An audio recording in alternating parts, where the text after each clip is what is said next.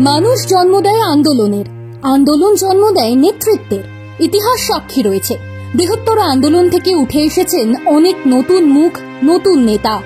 পরবর্তীকালে দেশ কালের সীমানা ছাড়িয়ে জননেতা হিসেবে কার্যত অমরত্ব পেয়ে গিয়েছে যাদের নেতৃত্ব।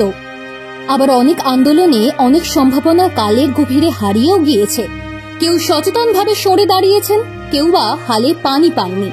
তত্ত্বকথা আপাতত সরিয়ে রাখা যাক, বরং আলো ফেলার চেষ্টা করি সাম্প্রতিক আরজিকর কাণ্ডের জেরে বাংলার বুকে জন্ম নেওয়া অভূতপূর্ব আন্দোলনের দিকে। এই আন্দোলন রাজনৈতিক না অরাজনৈতিক সে নিয়ে তর্কে যাচ্ছি না, তার চেয়ে এটা ভারতের জনতা জনার্দনের উপরই ছেড়ে দিলাম। আপাতত বাইরেই রাখছি আন্দোলনের সঙ্গে জড়িয়ে থাকা রাজনৈতিক দল ও রাজনৈতিক ব্যক্তিত্বদের।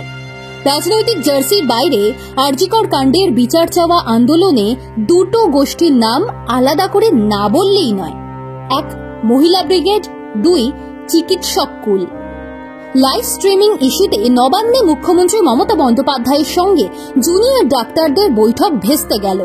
রাতের পর রাত সেক্টর 5-এ স্বাস্থ্য ভবনের সামনে ধর্নায় বসেছেন জুনিয়র ডাক্তাররা।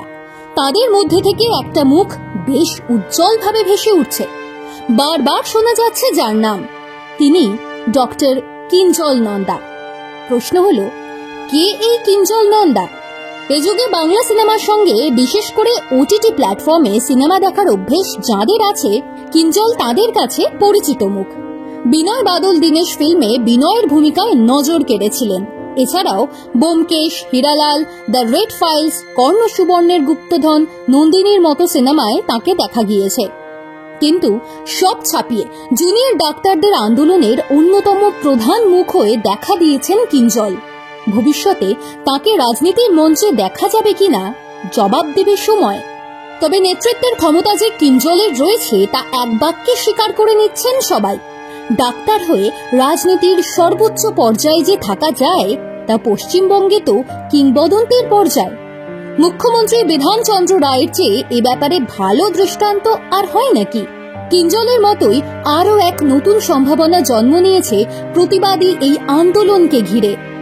14ই অগস্টের মেয়েদের রাত দখলের মধ্যে ছিল বৃহত্তর আন্দোলনের স্ফুলিঙ্গ।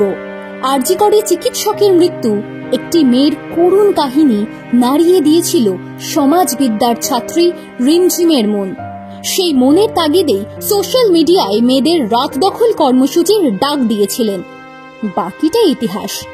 যার এক ডাকে এমন সাড়া পড়তে পারে তার হাতে তো আগামীর নেতৃত্ব মানায়, অনেকেই বলছেন এ কথা।